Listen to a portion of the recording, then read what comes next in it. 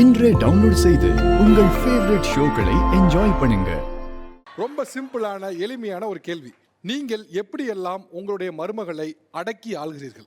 நான் வந்தவொடனே சொல்லிட்டேன் சார். எங்கள் மருமக வந்தவொடனே சொல்லிட்டேன், புகுந்த வீட்டில் பிறந்த வீட்டு பெருமையாக பேசக்கூடாது. அதே மாதிரி உங்கள் வீட்டுக்கு போய் எங்கள் வீட்டு குறைகளை சொல்லக்கூடாது. இதுதான் உன்னோட ஃபஸ்ட்டு கண்டிஷன். அப்படி தான் எங்கள் மாமியார் எனக்கு சொன்னாங்க. அப்போ எனக்கு அது கசந்தது, ஆனால் இப்போ அது இனிப்பாக இருக்குது. என்ன ஒரு தத்துவம் இல்லை? அப்போ எனக்கு கசப்பாக இருந்தது, இப்போ எனக்கு இனிப்பாக இருக்குது. ஆமாம், உண்மையாகவே.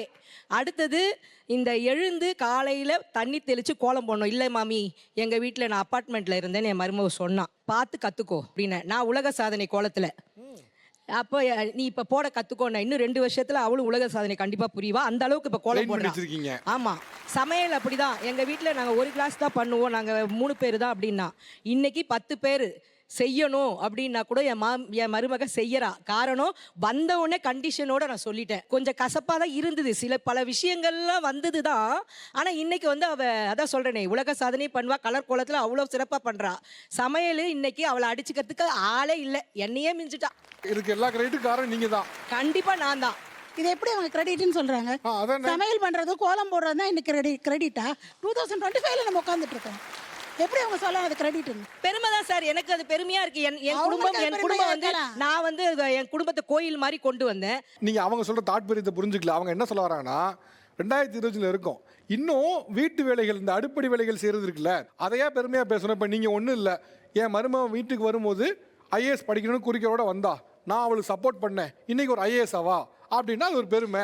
இதெல்லாம் ஒரு பெருமையா அப்படின்னு கேக்குறாங்க. இல்லை சார், அவ எம்ஏ படிக்கிறா, இப்பயும் படிக்கிறா. நான் மோட்டிவேட் பண்றேன். நான் படிக்கிறதுக்காகவும் நான் வேலை செய்யறதுக்காகவும் இந்த வேலையை நான் செய்ய மாட்டேன்னு சொல்லக்கூடாது. குடும்பம் நல்லபடியா இருக்காது. அது இப்ப காலைல எந்திக்கலன்னா வீட்டுக்கு ஓடிடுவீங்க. ஆமா, அம்மா கிட்ட போய் கத்துக்கிட்டு வாங்க. அப்புறம் என்னதான் அங்க கத்துக்கிட்டீங்க? ஒரு 10 நாள் தான் சார். நல்லா கத்துக்கிட்ட மாமி, நான் வரட்டுமான்னு ஃபோன் வருது அங்க இருந்து. இப்போ இந்த அம்மா சொல்லும்போது சொல்றாங்க, நான் எதிர்பார்க்கறது போல என் மருமகள் இல்லை, ஒரு 6 மணிக்கு எந்தினா 6 மணிக்கு எந்திக்க மாட்டேன், இப்படிலாம் வீம்பு பண்ணாங்கன்னா திருப்பி அனுப்பிடுவேன், இப்போ வீட்டில் போய் கற்றுக்கிட்டு வான்னு. அப்படி இருந்தால் நீங்கள் என்ன பண்ணுவீங்க? வேலைக்கு அவங்க போகிறதில்ல, அவங்க ஹஸ்பண்ட்க்கு எழுந்து சாப்பாடு செய்து கொடுக்குறதும் இல்லை அப்படின்னும் போது, ஒரு தடவை சொல்லி பார்ப்போம், 2 தடவை சொல்லி பார்ப்போம், 3வது எங்களுக்கு தேவையானது மட்டும் நாங்கள் சமைச்சு சாப்பிட்டுட்டு அவங்கள பட்னியாக போட்டு போயிடுவோம். வயிறு காஞ்சா தன்னால் எழுந்து சமைக்கிறாங்க சார். எல்லாமே இருக்குமா? நான் உன்னை கொடுமைப்படுத்தவே இல்லையே, எல்லாமே இருக்குது, எழுந்து செஞ்சு சமைச்சு சாப்பிடு சார். நான் பாருங்க, நான் என்ன சாப்பாடு போட மாட்டேன்னு சொன்னேன், இஷ்டம் தான் சமைச்சு சாப்பிடு சார். நாங்கள் எல்லாமே பொருள் வாங்கி வச்சிருக்கோம், எழுந்து சமைச்சு சாப்பிடு. அது நீ வேலைக்கு போகிறதில்ல, எதுவுமே செய்யாதப்ப ஏன் சமைச்சு சாப்பிடக்கூடாது?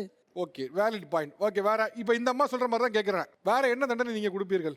4 மணிக்கு எழுந்துக்கணும். நான் 4 மணிக்கு தான் சார் எழுந்துக்கணும். அது எப்படி சார் 9 மணிக்கு எழுந்துக்கணும் சொல்லுவேன்? என்ன பண்ணுவீங்க அப்படி? எந்திரிச்சா என்ன 9 மணிக்கெல்லாம் எழுந்துக்க கூடாது. என்ன பண்ணுவீங்க? எழுந்து சாணி தெளின்னு சொல்லிப்பேன். சாணி தெளி, ஏந்தே தெளிக்கலையா? உங்கள் அம்மாவுக்கு ஃபோன் பண்ணுறேன்ல, உங்கள் அம்மாட்ட கூட நான் பேசுகிறேன்னு சொல்லுவேன் சார். ஆமாம் சொல்லுவேன். தூங்கினே இருப்பீங்க. அப்போ எங்கள் பசங்க செய்யல, நாங்களும் போயிட்டு உங்கள் மாமியார் கிட்ட போய் சொல்கிறாங்களா, போயிட்டு செய்யுங்க செய்யுங்க நீ கேட்போம். என் பொண்ணு நாங்கள் எப்படி செய்ய சொல்கிறோம் பாருங்க. என் பொண்ணு 4 மணிக்கு வந்து செஞ்சலாம் இல்லையா? நீ ஒரு மாதம் ஆச்சு, நானும் சரி கொம்னு இருந்தேன். சரி செய்யிட்டு, இன்னைக்கு செய்யிட்டு, நாளைக்கு செய்யிட்டுன்னு செய்யலை. என் பொண்ணு செய்கிறாள், அதுமாதிரி செய்யுங்க நீங்கள். அவங்க சொல்கிறாங்க, எப்படி 9 மணிக்கு இருந்தால் எப்படி சார்? 9 மணிக்கு இருந்தால் எப்படி சார்? அந்த அம்மாக்கு ஏதோ மருமகள் சமகான் இருக்கு போல வச்சு செய்து. எங்க மாமியார் எப்படி தெரியுமா எங்களை நடத்துனாங்க? எங்க மாமியார் எப்படி தெரியுமா நடத்துனாங்க? அந்த மாதிரி தான். நான் ஒன்றும் அந்த மாதிரி நடத்தலையே, பொறுமையாக இருந்து செய்ய சொல்கிறேன். சாந்தி அடைங்க, சாந்தி அடைங்க. ஸ்ட்ரிக்ட் மாமியார்லான நீங்கள் உங்கள் மருமகளுக்கு ஸ்ட்ரிக்டாக போட்டிருக்கக்கூடிய ரூல்ஸ் என்ன? ஆடை கட்டுப்பாடு. எனக்கு மருமக வேணும், நாகரிக மருமகளா இருந்தா சந்தோஷம்தான். நவநாகரிக மருமகள் எனக்கு வேண்டாம். அதாவது உடம்பு தெரிய ஆடை போட்டுக்கொண்டு நடமாடுவது எனக்கு இஷ்டம் இல்லை. ஒரு எக்ஸாம்பிள் சொல்லுங்களேன். இப்போ இந்த ட்ரெஸ் போட மாட்டேன், இந்த ட்ரெஸ் போட்டுக்கலாம். முதுகு தெரிய ட்ரெஸ் போட்டுட்டு போறது, இங்க ஒரு நாட் மட்டும் போட்டுக்கிட்டு இருந்தா. இல்ல புரியலமா, எந்த ட்ரெஸ் போடக்கூடாதுன்னு இல்ல சார், இப்போ சினிமால போடுற மாதிரி ட்ரெஸ் எனக்கும் போடணும், அது அவளுடைய விருப்பம். புரிஞ்சுக்கணுமா? ஸ்லீவ்லெஸ்க்கு நீ வேணாம். ஸ்லீவ்லெஸ், நாட் only ஸ்லீவ்லெஸ், அவ பேக்ல எல்லாம் ஓப்பனா இருக்கும், அந்த மாதிரி எல்லாம் ட்ரெஸ் அவளுக்கு விருப்பம். இப்போ நவநாகரிகங்கிறது ஒவ்வொருத்தவங்க பார்வையில ஒவ்வொருத்தங்க. இப்போ சில பேருக்கு ஜீன்ஸ் பேண்ட் டிஷர்ட் நவநாகரிகம், ஒரு சிலருக்கு சுடிதாரே நவநாகரிகம். இப்போ உங்களோட பார்வையில அந்த அளவுக்கு மோசமான மாமியார் எல்லாம் கிடையாது. நீ சுடிதார் போட்டுக்கோ, ஜீன்ஸ் போட்டுக்கோ, அவங்க போட்டுக்கிற ட்ரெஸ் எல்லாம் அளவுடு, அதெல்லாம் நான் ஒத்துப்பேன். அந்த மாதிரி எல்லாம் ட்ரெஸ் போட்டுக்கிட்டு என்னோட ஃபேமிலியில போறது நான் ஒத்துப்பேன்.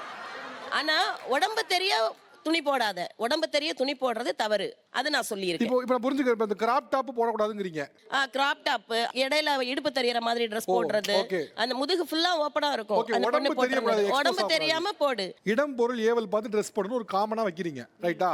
அப்ப அந்த இடம் பொருள் ஏவல்ல இப்போ ரோட்ல போகும்போது சுடிதார் தான் போடணும், ஸ்லீவ்லெஸ் போடக்கூடாதுங்க எந்த ரூலும் கிடையாது. அவங்க விருப்பம் தான். துப்பட்டா போடணும் போடக்கூடாதுங்க கட்டாயம்லாம் கிடையாது. என்ன வேணா அவங்க ஃப்ரீ வில்ல பண்ணலாம். ஆனா நீங்க இடம்பொருள் ஏவல்னு வச்சுக்கிறீங்க, ஆனா உள்ளுக்குள்ளே ஃபேமிலி ஸ்டேட்டஸ்னு வைக்கிறீங்கல்ல, அவங்க அதை தான் கொஸ்டின் பண்றாங்க. அந்த மாதிரி கண்ட்ரோல் பண்ணாதான் அவங்களால புரிஞ்சுக்க முடியுது. இல்லன்னா பப்புக்கு போற மாதிரி நீ கோயிலுக்கு ஓட்டு போக முடியுமா? இல்ல நீங்க ரெண்டு எக்ஸ்ட்ரீமும் ஒண்ணா வைக்க கூடாது. இப்போ நீங்க சொல்லுங்களேன், பப்புக்கு போற மாதிரி யார் வெளியே வரா? கோட் ஆஃப் ட்ரெஸ்ன்னு இருக்குல்ல, அது வந்து சில இடங்கள்ல இருக்கும், அது வேற. கோவில் கோட் ஆஃப் ட்ரெஸ்ங்கிறது வேற, பிசினஸ் கோட் ஆஃப் ட்ரெஸ் அப்படிங்கிறது வேற. அப்போ அது டோட்டலாக வேற. ஆனால் வீடுங்கிறது நம்மளுடைய இடம், நம்மளுடைய பர்சனல் ஸ்பேஸ். அப்போ அந்த இடத்துல நீங்கள் உங்கள் கையை வாங்கி no this should not happen சொன்னீங்கன்னா அப்போ அவங்க ஆடை சுதந்திரம் பறி போயிடுச்சுல. இப்போ அவங்க இடத்துலையுமே கூட அவங்களால இருக்க முடியாதுன்னா அங்கே நீங்கள் என்ன பண்ணுறீங்க? நீங்களும் உங்கள் அப்பறன் எடுத்துக்கிறீங்க. அப்போ சர்வாதி இடத்துல போய் முடியும் அது. இப்போ இவங்க நிறைய கட்டுப்பாடுலாம் வச்சாங்க. இப்போ நான் ஜென்ரிக்காகவே உங்கள்கிட்ட தான் கேட்குறேன், என்னுடைய மருமகள் ஷார்ட்ஸ் போட்டு வெளியிலே போகலாம், எனக்கு அந்த சுதந்திரத்தை நான் கொடுத்துருக்கிறேன், எந்த தடையும் மதிப்பதில்லை அப்படின்னு சொல்கிற மட்டும் கை தூக்குங்களேன். அப்பா என்ன எவ்வளோ பேர் இருக்கீங்க? அடேங்கப்பா, அவங்களோட விருப்பம் சார் அது. உங்கள் வீட்டில் எப்படி இந்த ஆடை கட்டுப்பாடு எதுவுமே கிடையாதா? எதுவுமே கிடையாது சார். அவள் ஷார்ட்ஸ் போடுவா, சீவ்லெஸ் போடுவா, சுடிதார் போடுவா. ஆனால் அவங்க என்ன நினைக்கிறாங்கன்னா அது வந்து ஸ்டேட்டஸ் ஃபேமிலியோடைய ஒரு அது நம்மளோட மனசு சார். அது அவங்க மனசு, நம்ம குடும்பம் இப்படி தான் இருக்கு. ஏன்னா இவங்க மற்றவங்களும் அந்த மாதிரி பார்க்குறாங்க. ஓ இவங்க ஷார்ட்ஸ் போட்டால் இவங்க மட்டமானவங்க, இவங்க வந்து சரியில்லை அப்படின்னு நம்ம மனநிலை நம்மளே உருவாக்கிக்கிறோம். நீங்கள் எந்த ஊர்? நான் சென்னை தான். இப்போ சென்னைனா அது வந்து மெட்ரோ சிட்டி ஏதோ ஒரு வகையில் ஓகே இடம். இங்கே கிராமத்துலேருந்து வந்தவங்க யாரு? நான் கொத்தட்டை, திருச்சி மாவட்டம் கொத்தட்டை கிராமம். கொத்தட்டு கிராமம். கொத்தட்டை கிராமம். திருச்சி. எனக்கு 3 மருமகளுங்க சார். 3 பேருமே அவங்கவுங்க சௌரியத்துக்கு தான் ட்ரெஸ் பண்றாங்க, அவங்கவுங்க சௌரியத்துக்கு தான் சாப்பாடு செஞ்சாலும் சரி, எழுந்திரிக்கிறதா இருந்தாலும் சரி, வேலை செய்யறதா இருந்தாலும் சரி. இப்போ இவங்களுக்குமே கூட சில பேருக்கு என் மருமக வந்து இந்த மாதிரி ட்ரெஸ் பண்ணால் ஓகே தான், ஆனால் ஊர் பார்வை அப்படின்னு ஒன்று இருக்குது, அதனால நான் வேண்டான்னு சொல்கிறவங்க ஜாஸ்தியாக இருக்காங்க. இப்போ பொதுவாக ஊரில் சொல்லுவாங்க, நம்ம வாயை நம்ம அடைக்கலாம், ஊர் வாயை அடைக்க முடியுமா, அதெல்லாம் வேண்டாம் அப்படிம்பாங்க. உங்களுக்கு இந்த ஊர் வாயை அடைக்கிறத பற்றி உங்களுக்கு கவலை இல்லையா? கவலையே படல சார். நம்ம வாழ்க்கை நம்ம வாழறோம். யார் என்ன சொன்னாலும் பிரச்சனை இல்லை. பேசினா என்ன, யார் எது நினைச்சா என்ன, யார் என்ன சொன்னாலும் பிரச்சனை இல்லை. நம்ம காதல வாங்கிட்டு போயிட்டே இருக்கணும். ஓகே, உங்கள் மருமகளுக்கு வைத்திருக்கும் உங்களுடைய ஸ்ட்ரிக்ட் ரூல்ஸ் என்ன, கண்டிப்பான விதிகள் என்ன? என் பையன் ஒர்க்கிங், என் மருமகளும் ஒர்க் பண்ணுறான்னு வச்சுக்கோங்க. அப்போது ஒரு 9 மணி ஆகும்போது வீட்டுக்குள்ளே வந்துடணும். அதுக்கப்புறம் நீ வெளியே போகக்கூடாது. நைட்டில் அன்டைமில் வந்து ஊர் சுற்றக்கூடாது, அது எனக்கு பிடிக்காது. என் பையன் ஒரு முறை லேட்டாக வந்தான், கேட்டை பூட்டிட்டு போய் படுத்துட்டோம். என் பையன் விடிக்கால 2 மணி வரைக்கும் வெளியே தான் உட்காந்துருந்தான். ஃபோன் பண்ணி அதுக்கப்புறம் அவங்க அப்பா போயிட்டு ஓபன் பண்ணாங்க. நைட் 9 மணிக்கு உங்க பையனும் வெளியே போக கூடாது, உங்க மருமகளும் அப்படி இல்ல. நீங்க ஏதோ ஒரு விஷயம் வெளியில போறீங்க, ஃபங்க்ஷனுக்கு போறீங்க, வீட்ல சொல்லிட்டு போகணும். சொல்லிட்டு போனீங்கன்னா அதே டைம்க்குள்ள வந்துடணும் வீட்டுக்கு. சப்போஸ் லேட் ஆகும், நீங்க வந்து டிராஃபிக்ல மாட்டி இருந்திருக்கலாம், அதை நீங்க இன்ஃபார்ம் பண்ணணும் வீட்டுக்கு, நாங்க இந்த இடத்துல இந்த மாதிரி மாட்டிட்டு இருக்கோம். அது என்னமா ஸ்கூலா இல்ல ஹாஸ்டலா என்ன? குடும்பம் சார். அடேங்கப்பா.